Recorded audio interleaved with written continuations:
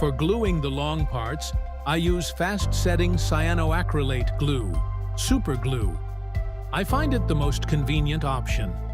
I intentionally made the bonding surfaces larger, so it's easier to align the parts accurately, glue them together, and get a stronger joint.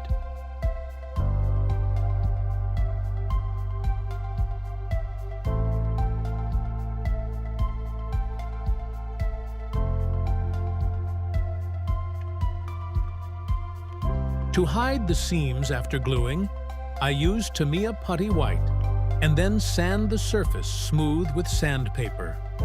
One important recommendation: if any part has putty on it, it's better to apply primer to the entire part, not just to the filled area.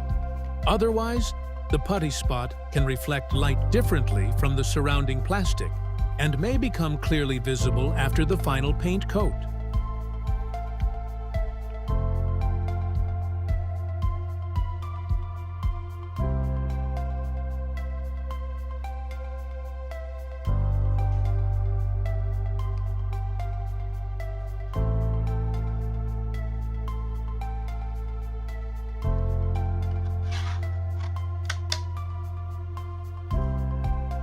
Use small pieces of leftover filament as connecting pins.